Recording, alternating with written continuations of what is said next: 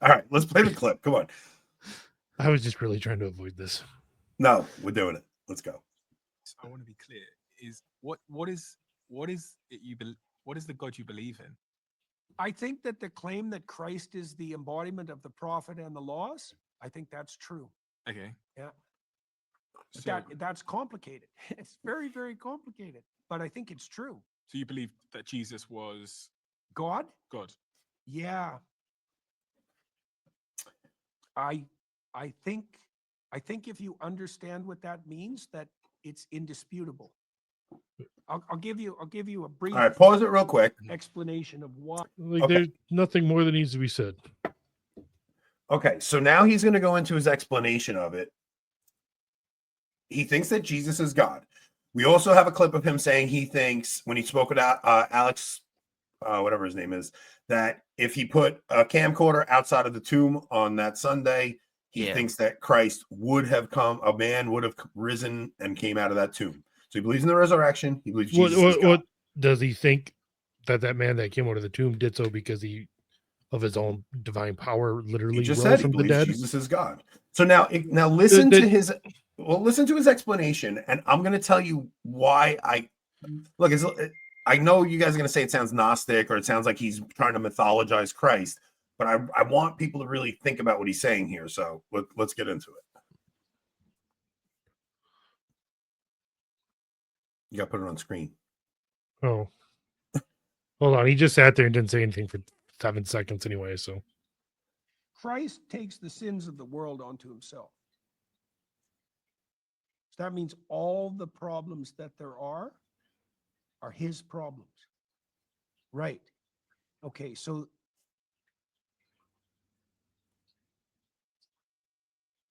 the idea there is that there's no difference between making that assumption and then actually beginning to address those problems.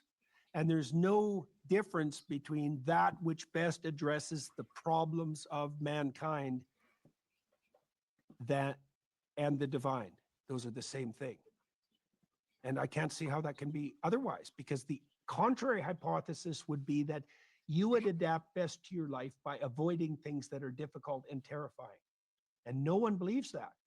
And so the pattern of the passion, this is the voluntary self-sacrifice issue taken to its extreme.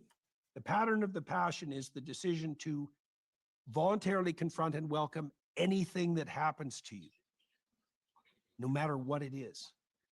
And that's a terrible thing to ask or endeavor to undertake. But well, the alternative is to shrink away. Well, the spirit of shrinking away is the divine. It's like, I don't think so. Like that's all right. Pause it. Monstrous. What do you guys think he's saying there? I couldn't even begin to tell you because it's just word salad. No, it's not. Yes, it is. I think what he's saying. I think what he's saying is, so from what I gather, Christ, the person of Christ, the historical person of Christ that he believes to be God, took on to himself the role of and like stepped into the world of suffering. He like bore legitimate suffering. He went into that world. Whereas the opposite would be to avoid suffering. Peterson's big thing for a long time has been like resolving that question of evil and suffering in this life. And that's honestly like the question that has always plagued people's minds is like, why does suffering exist? Why does evil exist? So I think he's saying the fact that Christ enters into that most horrible situations, goes into that realm of suffering as opposed to avoiding it, tells him that he is not only just a unique figure on a historical level, but also God. The fact that he's doing this out of some great action of love. I think that's true, but I think what he's saying is the cross is the meaning of life. Yeah, like, that I agree. The cross is the meaning of life. Okay, it makes absolutely no sense that if it has to be God, because it's so counterintuitive that the way you actually uplift yourself towards heaven is by denying yourself. It's by self-sacrifice.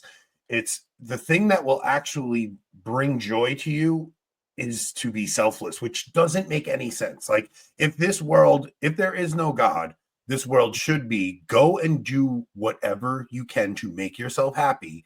But for some reason, that leaves you in a pit of hell, no matter who you Yeah. are. Like you end up in an empty pit if you live life in a selfish way. I don't care how many Bugattis you got, like the Andrew Tate thing, where it's like, I got money and I got girls. Like you are the most empty, lonely man on earth. The only person that can ever be happy is the person who follows that pattern of the crucifixion in their life. Now, that doesn't have to be as big as the crucifixion. It's these small, minor things that we do throughout our life where we lay down our lives as a sacrifice, because he who denies himself will find himself. It's like you must lose yourself to find yourself. It's the most counterintuitive thing in the world. And I think he has pondered this question for a very long time. And it is the thing that proves Christianity true. Like other than the historical evidence, the church, it's the very meaning of life comes down to the cross. And it's the only thing that makes sense. That of this doesn't world. answer whether he believes Christ is made of the divine essence and substance. Well, I think he's still got a ways to go in his theology. Don't get me. I'm not saying he's Catholic. That's not what I'm saying. I'm not Well, saying he's not even Catholic. Christian. Well, if you're not Catholic, you're not Christian. So Yeah, there's I mean, is it even could you say he's even deist? No, I would say even know. I don't Yeah, I I would say think he he's, is. I would say he's deistic. He's definitely making good strides. He's definitely making good strides, and I would probably credit that to his wife praying the rosary diligently for him. He's making good strides. What his question though reminds me of, and what you remind me of, Anthony, is have you ever, like either of you, ever had just like a moment where like the reality of Christ actually being God and actually dying like hit you, and it wasn't just something that you grew up with, but it like actually hit you and you realize like this is not only like a historical fact, but I'm involved in this. You're asking if I've ever had a personal encounter with Christ, because so like this even comes down to the Protestant understanding of born again, right? Because yeah, you were regenerated at baptism. I actually always wanted to talk to you guys about this. We tease Protestants for this, but there is a moment everybody, once they're after the age of reason, has to have an experience of like actually giving their life to Christ.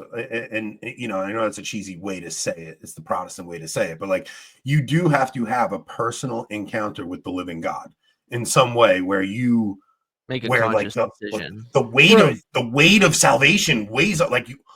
Oh, No, gosh, this is a real thing. I don't think if you're trying to describe it as some sort of like No, I'm not saying that's when regeneration happens. no. It doesn't even have to be like emotional at all. Nick says it just has to be at some point you need to make a conscious like decision and act of your will to follow Christ. You've never cried over God, Rob. Oh, I That's can't funny. make it through We're gonna- stations without tearing up. Oh, okay. Because you're saying no, because I mean, yeah, look, I've broken down in confession, wept over my sins. I've had emotional experiences with God. Like I've had very emotional experiences with God, but I don't think they're necessary, like you're saying. But I do think there has to come a point where you have, I hate to call it this, a born again experience. It's an experience, though. It's not actual regeneration that I happens wouldn't at even baptism. don't even call it an experience. I But wouldn't it even is call an it experience because you're coming to, even if it is just an act of the intellect and will, you're coming to a place where you're saying in your mind, oh man, this is real. Like this really happened. This isn't just, I'm not just believing this because my parents told me to. Like, Yeah, this we would happened. use the language like when I was a kid growing up in Protestantism, and I think this is still applicable, like making your religion your own. And I think it's true. Yeah, It's like that's a good way to phrase it. yeah, it's you come Paul to says, I don't. Kennedy finna disinvite you crying a papayan. I'm gonna speak in tongues if I go on Mere Christianity. oh, that'd be epic. I think what you're saying, Anthony, and I think you guys are actually both saying the same thing essentially. You're just kind of speaking a little past each other. It's just ultimately we have to, as adults, come to It this rhymes, point. not repeats. Yeah. No, that's a very inside joke between me and Rob. Like, what? Only Mark get that. Only I was Mark like, I and don't Jason will get understand, that but joke. Me and Jason had a fight when we were in Steubenville. It was because It I was quoted, after a few drinks. it was after a few drinks, and I quoted Mark Twain where I'm like, history doesn't repeat, it rhymes. And Jason just goes, so it It doesn't- repeats. I'm like, no, it doesn't repeat, it rhymes. So it repeats. And he just kept going until I lost my mind. It was about 15 minutes of them eventually just yelling at each other while Mark and I Honestly- are just like, what is going on? honestly, knowing both you, Anthony, and Jason, I don't know if I could like be in that same room. Like Oh, you yeah. do, This happens like in I would feel so just not included in any conversation. I would just leave. Dude, there's you should be in nobody. a group chat with them. It happens If I every ever had day. a nemesis, if I ever had a nemesis, it's Jason.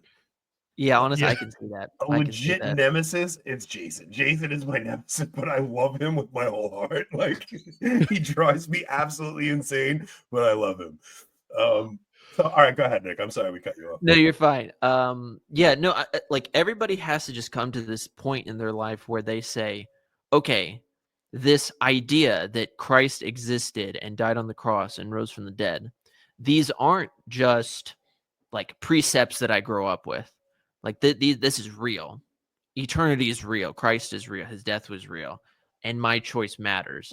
Whether that's accompanied by emotions or not, I think misses the point. It's just in that moment, where do we decide? Do we decide for Christ or against Christ? And I think we have all these little moments, if you will, throughout the course of life. Because I'm reminded of like, there's just moments where I'll be going through my day and I'll recognize like when we say Jesus died on the cross, like, do we know what we're saying?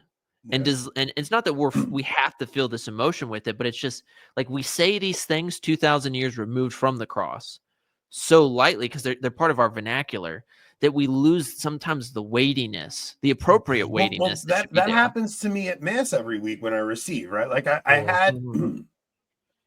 I had a very real moment with the Eucharist when I was younger after my conversion, like actually understanding, especially with the early church, like the early church believed the sacraments did what they said they believed they did.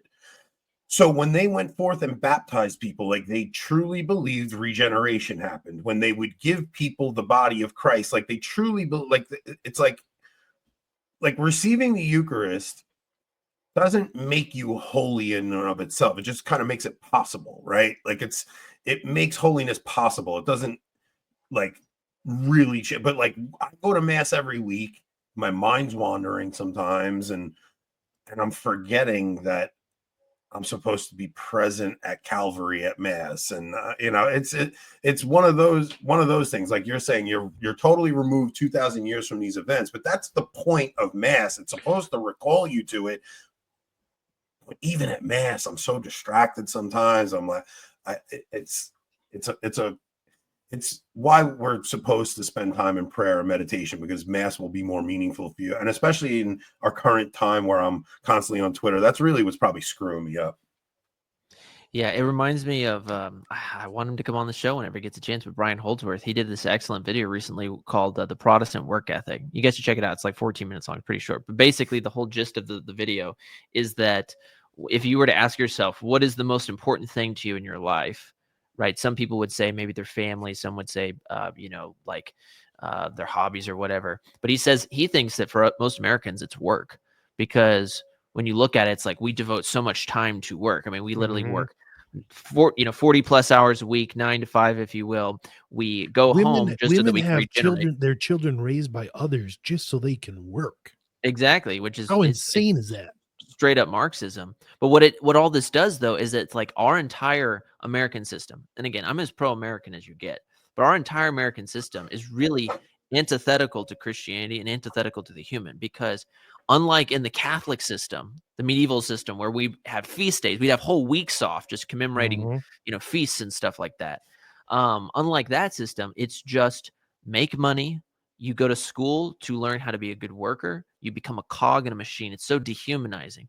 I say all of this just to say, like, these great realities of the cross that we think about in mass or in meditation, these need to become our lives to where we can be transported while we're working in that situation. And or if we're prudent, we should be thinking, where can I move so I can live in a better situation? Just some thoughts I've been thinking. Yeah, that's oh man, the thing is it consumes so much of our lives, but most of us dread being there. So like it's the most important to me. Work is like to me, work is just the way I provide for my family. So I even have brothers, like all my brothers work at the same company, right? And I have one of my brothers is miserable there. He hates working there. It's like he just dreads it. His whole existence at work is miserable. And it's because he allows like the thoughts of, oh, well, I wasted my life. I didn't have to be a construction worker. I could have done this. I could have done that. Like in his mind, like what he could have done makes him mad at himself. He's like, I wasted my life. I'm just a construction worker. I wasted all this potential. Well, once again, what he could have done, he's thinking about just different kinds of work, isn't he? Different kinds of work. Right. Yeah. So when I talk to him, like, I think like a big part of why me and him have such different outlooks is because I see work as just, this is the thing that God gave me to provide for my family. So yeah, it's a means to an end. It comes down to being happy with God gave you, right? Like no matter what, no matter what your state in life is, just be content with what God gave you, and you're never looking for something more. So I go to work and I'm like in high spirits. I look forward to talking to the guys at work. I look forward to the relationships I have there. I dread the commute, but I don't dwell on how much I hate being there. Where my brother and a lot of the guys I work with dread being there, and it ruins their whole, like, you spend so much time at this place and you're allowing this to suck the life out of you, and then you go home and you bring that negativity to your family. Yeah, you just do. Like, you can't help it. So like like, what's the most important thing? It's work, because I have to go to work and I spend 80% of my life at this place, and then I hate it so much and I go home and I take that negativity and I bring it into my family. I have to spend so much effort to not get sucked into that negativity. And then there's a lot of nights where I come home and we do this, and it's like, you're not up to it, but as soon as I get home with you guys, I always have a good time. But like, it is hard to, like, I wake up at 4 a.m. right, and I'm coming here 2 nights a week, hanging out till 9:45 every night with you guys, and then I gotta go upstairs, and I didn't really see my family today, so it sucks. But they're all means to an end. They're all means to, they're the things that God put in front of me that I have to do to provide for my family. But the thing that I probably should answer is, what's the most important thing in your life? God. exactly. Like, God should be the most important thing in your life. And I could say that because I know it's true, and God should be the most important thing in my life, but I don't treat God as though he's the most important thing in my life. Yeah, and that's the thing. I mean, I was talking to my students last night, and I said the famous line from St. Alphonsus Liguori where he says, like, the way you live is the way you die. And it's true. Just like if we're living in habitual mortal sin, if we're living just to please ourselves, can we really say that when the devil comes after us on our deathbed, that we're going to be disposed, i.e. pointed just toward God? Who knows? What if we're not disposed to constant mortal sin? What if we're just not upholding our duties to God regularly, though? Like, we're still going to be susceptible to the devil, right? Like you don't have to be mired in mortal sin. You just have to be distracted enough that God is not on your, like, you're not practicing the presence of God enough. You're not praying. You're not, like, these other things in life distract you and hold your attention. And where your attention is, that's really your God. Here's this. My students freaked out last night when I told them this. So here's the thing: is prayer good? Like, so let's just say this: is praying the rosary good? Yeah. Yeah, right. It's good. Is it hard for you to pray the rosary? It's getting easier. But it's getting easier. Okay, so that's good. Now here's the crazy thing: from a purely rational point of view, right? It shouldn't be hard to pursue after something like that that's good, because since God is goodness itself and this activity is good, rationally speaking, I should do this and I should enjoy this because it's good. But we're so disordered through the vice of spiritual sloth, which is I have an aversion to spiritual things. Isn't that it goes to show you how twisted our nature is. we literally have an aversion to something that is objectively good. So And we would weird. rather go after something else that is a lesser good that doesn't actually have any real benefit. And again, I'm not against leisure. I'm not against even, in its mindless things, proper place. in its proper place, exactly. In a proper place, there's nothing wrong with watching YouTube videos, watching some movies, getting on Twitter, doing your thing, going on a walk, etc. But my whole point is, if praying your rosary is harder than getting on Twitter, you need God. Come on, that's not a fair comparison. No, it is. Of It's a course completely. it's harder than going on Twitter. But it goes to show you just how disordered we Well, are. we're disordered. Yeah. That's And all of definitely a that's going to be disordered thing. burned up in purgatory. That's the thing. Man, It's going to man. be burned up in purgatory. And I'm not saying, and I'm preaching to myself, because Of I'm course. not the Twitter doom scroller, but all other social media aspects, Yeah. I spend way too much time. Well, on. it's just any of the modern distractions are just Exactly. so Exactly. bad, man. They're You just, get on YouTube but- and you're just scrolling through shorts, like you waste so much But time. I say all the time, like, if I'm talking to guys at work, or if I'm talking to atheists, it's like, well, let me ask you this: if you want nothing to do with God in this life, what makes you think you'll want something to do with him in the next? Like, if you don't want to go to church now, why do you think you're gonna all of a sudden want something to do with God when you die? Like, you chose your whole life to not involve God, but you think in the next life, all of a sudden, you're gonna want something to do with him. Like, it's really that simple, right? Yeah. And it's the But- same thing for us. It's the same thing for us. And with prayer, though, it's like, all right, I go to mass on Sundays, and all right, I talk to you guys twice a week about God, but like, do I want to sit in prayer for 2 hours and spend time with God? Because if I don't, what makes me think I'm going to want to in the next life?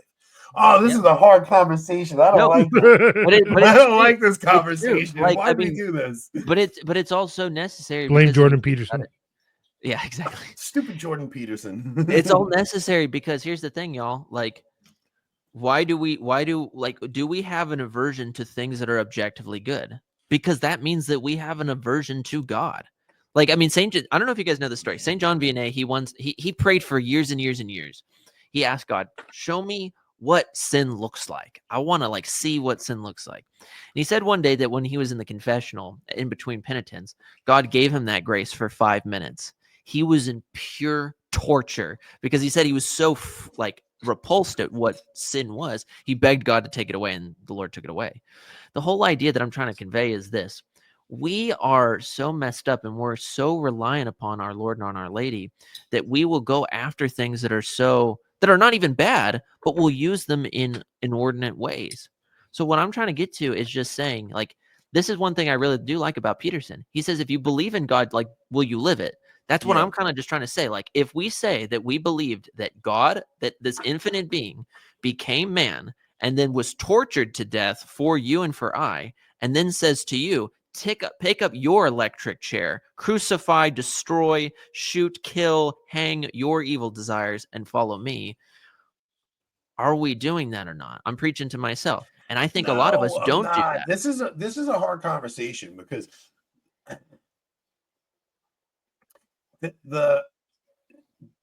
it's easy to look at like the people who you think are holy because they present that on a like your favorite like Person. creator, you know what I mean? Like your favorite creator, you look at it and you just think they're living these holy lives, and you're like, oh man, they really believe this stuff. It's like, I don't know, man. I have so many things I need to work on. Like, saints so, say- like I'm not living in mortal sin. Like, I'm not living in mortal sin. I promise everybody that. Like, it's not mortal sin, but like these distractions are a very big deal to me. I'm Yeah. really bad at it. Because it's kind of reminds me of two things. The saints oftentimes talk about how in temptation, that is where you know your truest self, how you react. But that temptation, again, doesn't have to be with like, hey, look at pornography. It can be, hey, I can pray, or I Nick, can doom scroll. can I tell you what? Okay, so when you're struggling with sins of the flesh like that, what happens is you think that's your only sin because you're struggling with this main thing. Like I remember years ago when I was going through that, it's like, oh, I was in the confessional all the time. And it's like, but one of the problems when you get that out is you don't think you're in sin anymore. Yeah, that's You're like, oh, I'm not doing that, you know. But it's like, no, man, there's so many other sins, and it should be like like the end of mortal sin should be the beginning of the spiritual life. So if I'm still having that aversion to prayer now, my spiritual life hasn't begun. So maybe there's still a mortal sin that I'm not seeing. I don't know. It can't be mortal because it's not Yeah, it could be some grave. It could be some grave venial sin or something. You know, yeah, that's a deliberate venial sin. Yeah, it could be something like that. And the reason it's good that you bring this up because again, it's like think about this.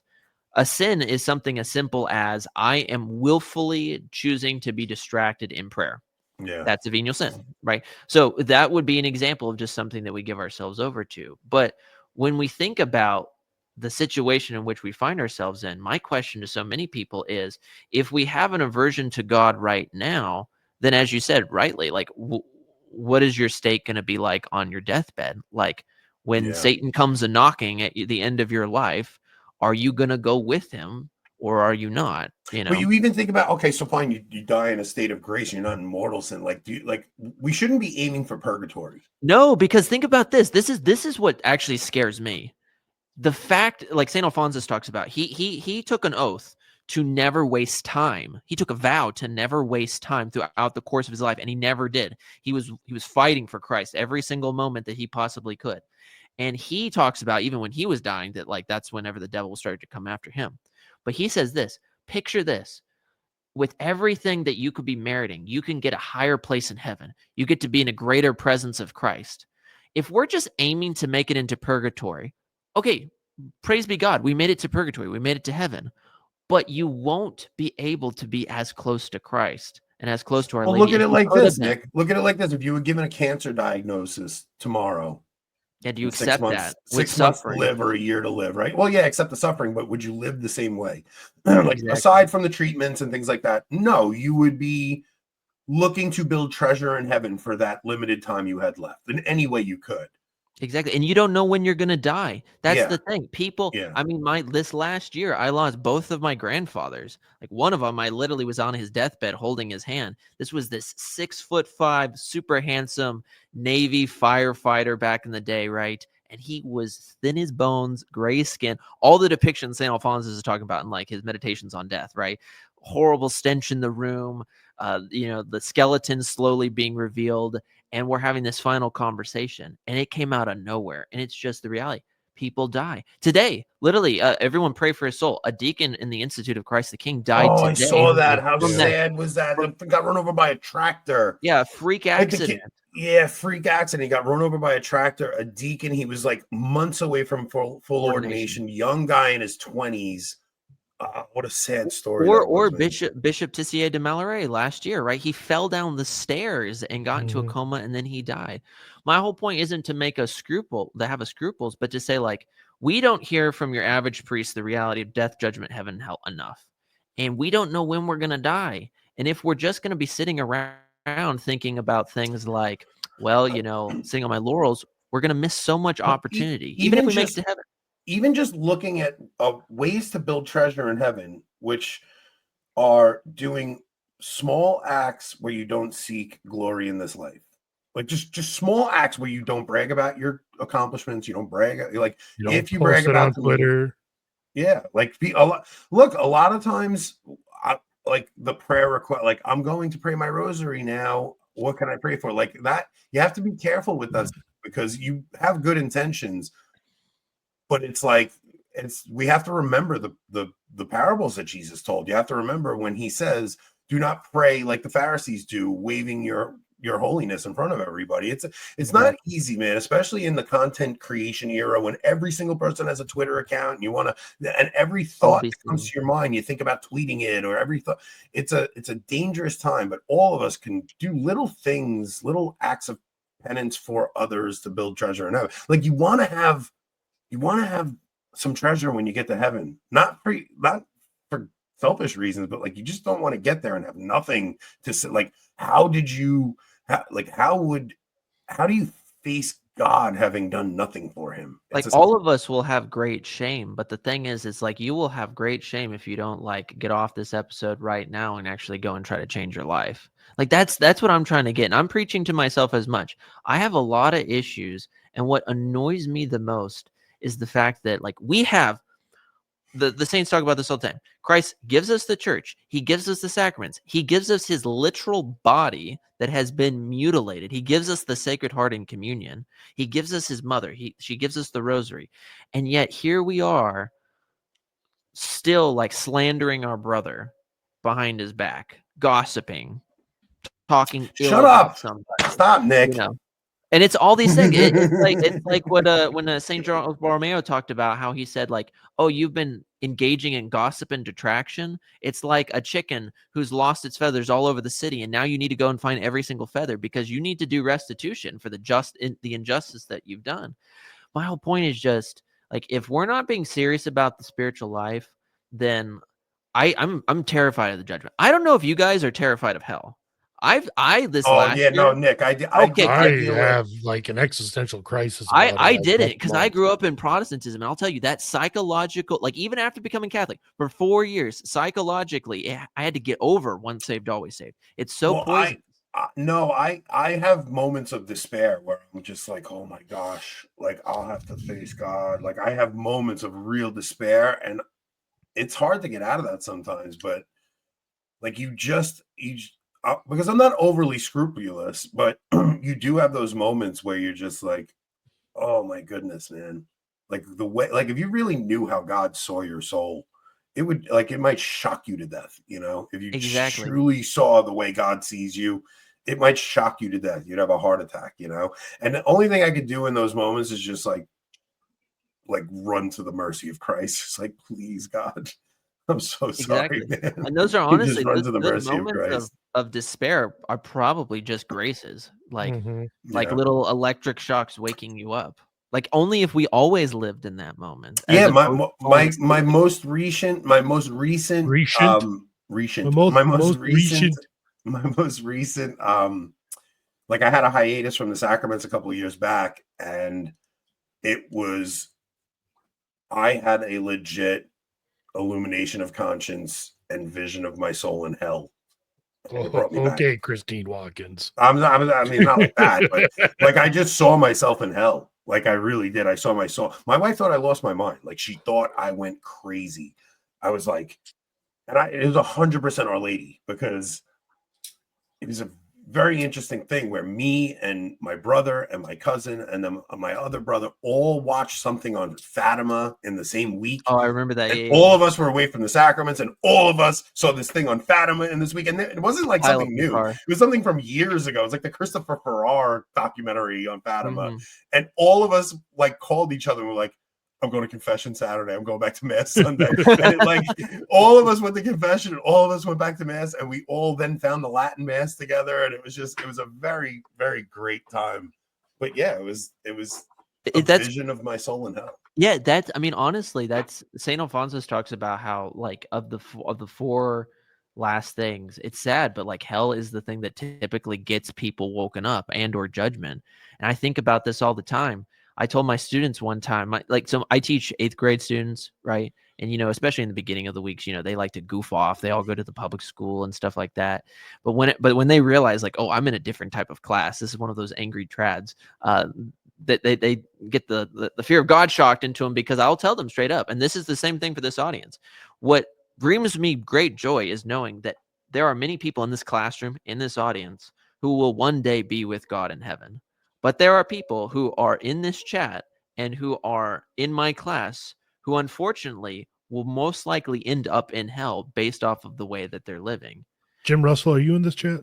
It's not so that you're gossiping about your brother. That's just making me feel bad about the whole beginning of this episode. But it's real. It's like, are we like, I mean, again, like hell is real.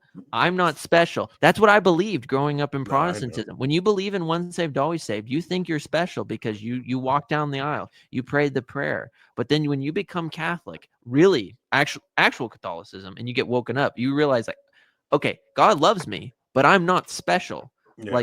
Like there's no label on Nick that says exempt from hell. My friend Bobby has this quote that he shared with us when we were in Italy, and I posted it the other day. There are two types of people when Christ comes back: those who are surprised they are saved, and those who are surprised they are not. So that's a good quote. Did he make that quote up? I don't think so, but I pretend that I came up with it. And I posted it on Twitter. And dude, I posted that, and the Protestants on the third category, those who are not surprised they're saved. It's like, dude, what are you saying? you don't even know what you're saying. Like, you don't have any fear of God. Like St. Paul literally says in 1 Corinthians 4:4, I'm not aware on my conscience of anything grave, and yet I am in fear of the judgment. He says in chapter 9, he says, pull up 2 Corinthians 9:27. ooh, there you go. There's a Catholic knowing his Bible. Are you thinking of 1 Corinthians 9:27 where he's talking about 1 Corinthians 9:27. where he's talking about chastising his I wife? There's a Catholic knowing his Bible. I chastise my body. He got the book. He got the category yeah, books yeah, right. come on. I I give him that. chastise my body for Bring it fear into that subjection. that I will have preached and then been disqualified myself. Like Exactly. I am chastising myself out of fear that I will have preached the gospel and then myself been The disqualified. Do Your Aim says it. Wait, I chastise my body and bring it into subjection, lest perhaps when I have preached to others, I myself should become a castaway. Yeah, castaway. You know what that word for castaway is? Reprobate. Anathematized. Reprobate. That's the Yeah. crazy thing. Like, I mean, and again, people don't talk about this. They don't want to talk about this, as Trump would say. They don't want to talk about it, but I'll talk about it, right? They don't want to talk about predestination. Predestination is a Catholic doctrine. God does predestinate a certain number of people to be saved. And while we don't believe that God predestinates people to hell, reprobation is also a Catholic doctrine. It's the doctrine that says God withholds his grace from some people and they go to hell. Now, Okay. why he does that, you can get into the schools of why they debate that. Whole point is this, though. God is serious. And it's Okay, it's not just that. Like God's people get God's wrath and his mercy mixed up. Like when bad things happen to you in your life, that's not God's wrath. That's God's mercy calling you back to him.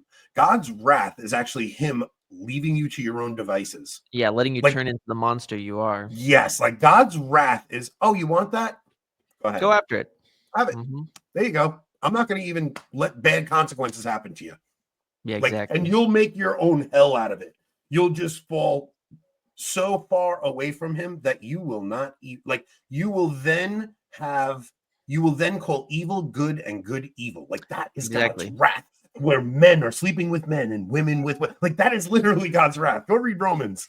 Yeah, exactly. Like, Well, God's wrath is you turn away from him and he allows you to sink into the sea. That's exactly what it is. And that's scary. That's why all of us should be I like how you use the phrase in your story, like you guys just ran back to the sacraments.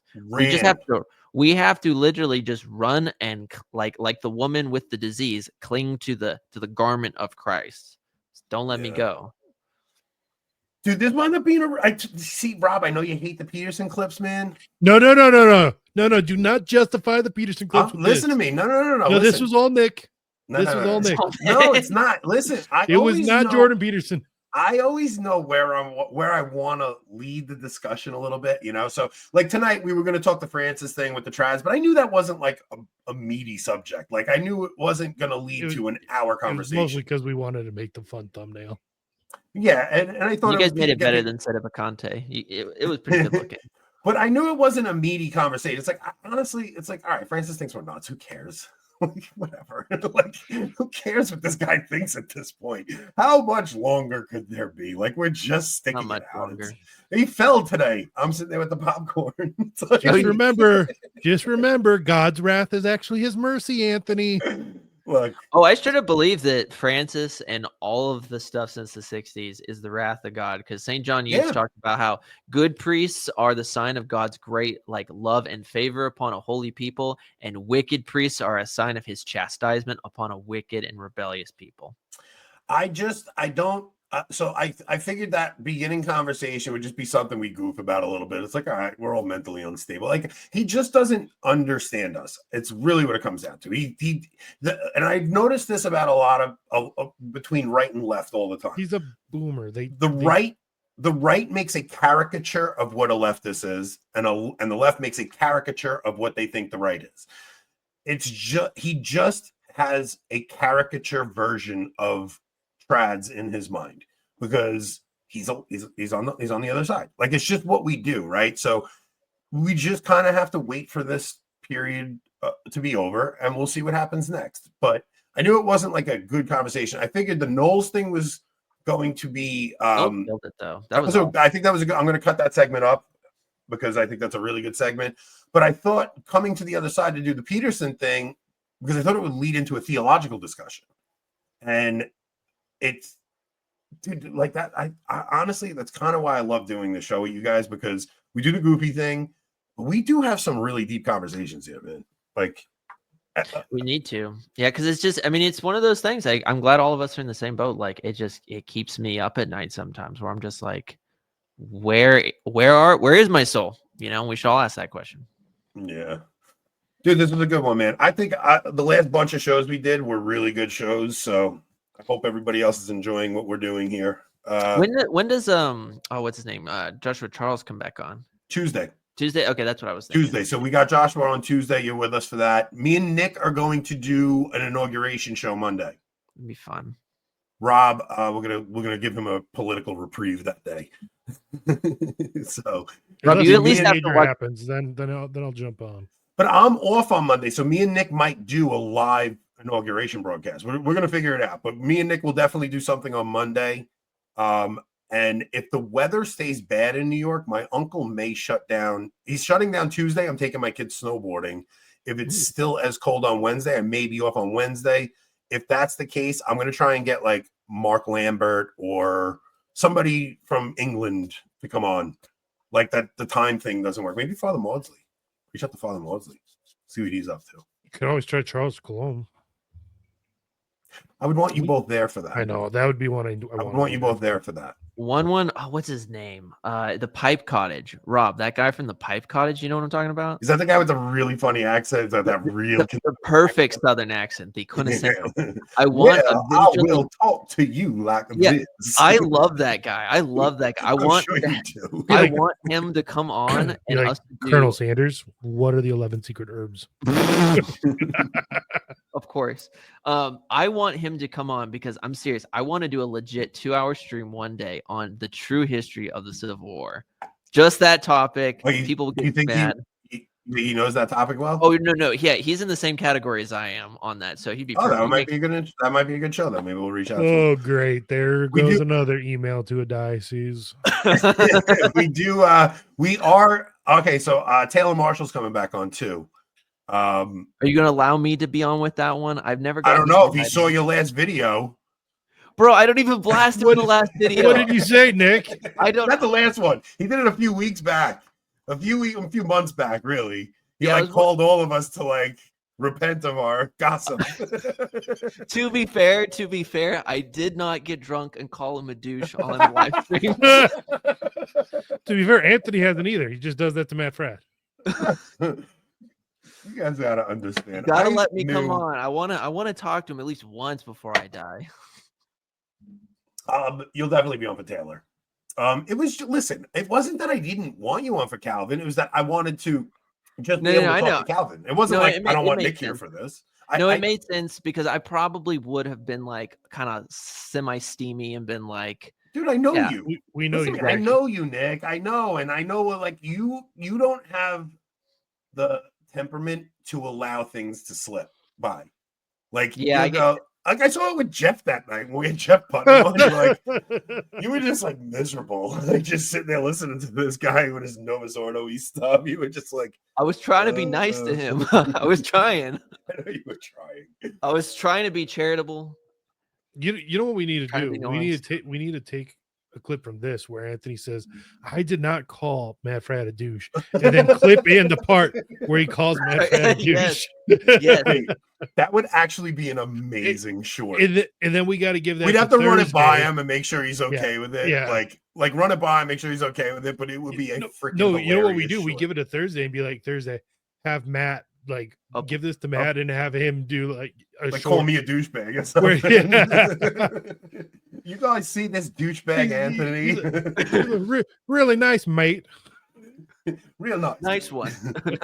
All right, let's wrap this up. I gotta go upstairs. I gotta get to bed. This is a fun one, man. I love you, boys. Yeah, and just so everyone knows, it is likely this will still be on the podcast in Spiritus because You look. I'm not the one who's worried. You're the one who's worried. I don't care what this guy says about me. I don't care what he hears about me at all. Like, honestly, I may give him my work phone number. Like, I might let him call my boss. Let's see what happens. That's funny. There's nothing he can do to me. There's nothing. Oh, brother. Oh, All right. Yeah. I can't believe you guys. Mrs. Casey said she's giving us up for Lent. I'll kill her. I'll kill that woman. She's not giving us up for Lent. Look, you should actually binge watch us as a penance for Lent. Exactly. Which Jim is doing right now. Jim's going back and watching all our old He's episodes. addicted, Pretty man. awesome. He's Oh, addicted. he loves us. He's our biggest fan. Yeah, we're gonna have to tell Jason to watch this Locals episode. Talk a Oh little no, smack about him. I'm gonna cut that part out and make it a clip. That'll be funny. All right, I gotta go to bed. Come on, let's go. Wrap it up. We'll see you guys on Yeah, Tuesday. Oh, me and Nick will see you Monday. Mm-hmm.